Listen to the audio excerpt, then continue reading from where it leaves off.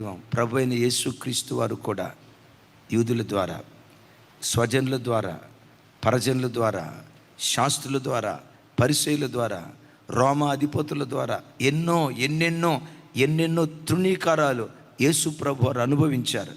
ముఖం మీద ఉమ్మేశారు, పిడిగుద్దులు గుద్దారు, గడ్డాన్ని పట్టుకొని లాగారు, వీపు నాగటి సాళ్ళుగా దున్నినట్లుగా దున్నారు. నీవే దేవుడు అయితే, నీవే దేవుని కుమారుడు అయితే నిన్ను నీవు రక్షించుకొని మమ్మును కూడా రక్షించు అని ఎగతాళిగా ఒక ఆయన అన్నాడు. ఎవరు చెప్పండి? అంటే చివరికి దొంగోడు కూడా యేసయ్య ఎగతాళి అయిపోయాడు. యేసు ప్రభుని ఎవరు ఎగతాళి చేస్తున్నారు? అసలు ఎగతాళి చేయబడాల్సింది ఎవడు? ఆ దొంగోడు ఎగతాళి చేయబడాలి. వినండి, ఎందుకు పనికిరానుడు కూడా నిన్ను ఎగతాళి చేస్తాడు. భయపడకో. ఇంట్లో పెళ్ళం చేత చీపురి కట్టతో కొట్టించుకున్నవాడు కూడా నిన్ను ఎగతాళి చేస్తాడు. భయపడకో.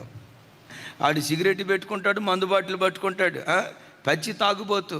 చివరికి భార్య కూడా, తెలుగులో చెప్తా కొంచెం ఇబ్బందిగా ఉన్న, భార్య కూడా వాడిని కాండ్రించి వస్తుంది. మీరు చర్చికి వస్తూ ఉంటే వాడేమంటాడు తెలుసా? చూడు అది మొనబొబ్బిది ఎలాగ వెళ్తుంది, నుదురు బొట్టు లేదు, చేతులు గాజులు లేవు, ఎకిలిగా మాట్లాడతారు.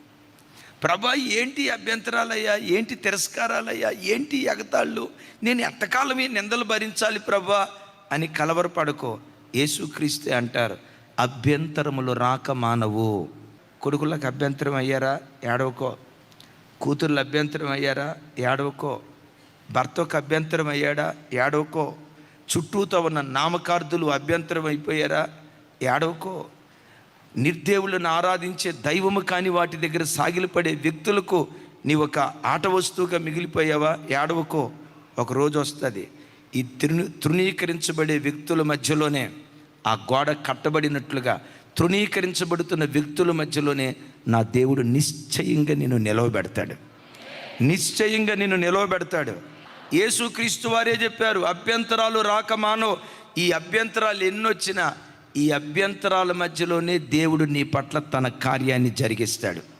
ఈ నిందల మధ్యలోనే, ఎగతాళిల మధ్యలోనే నీ మీద దేవుని ప్రణాళిక ఏదైతే ఉందో నిశ్చయంగా దాన్ని దేవుడు జరిగిస్తాడు. నేను మరలా చెప్తున్నా, ఎన్ని నిందలు పడతావో నిందలన్నీ వందలుగా దేవుడు మారుస్తాడు. ఎవడు యేసు కొరకు నిందలు అనుభవిస్తాడో, ఎవడు యేసు కొరకు తృణీకారం అనుభవిస్తాడో, ఎవడు యేసు కొరకు ఎగతాళి అనుభవిస్తాడో, ఆ నిందలన్నిటినీ వందలుగా